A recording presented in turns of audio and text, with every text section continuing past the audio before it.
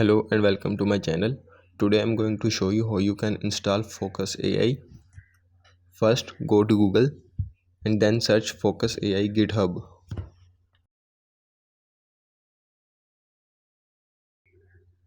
Then click on this,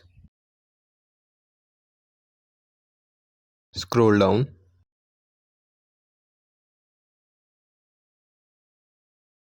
and click here to download the file. As you can see, our file started downloading. After this file is downloaded, go to your file and extract. This will take some time.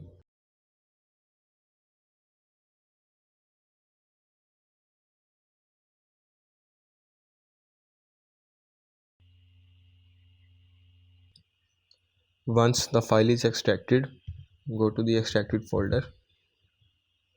You will get run anime or run realistic. I will open run realistic. This will take some time depending on your internet speed.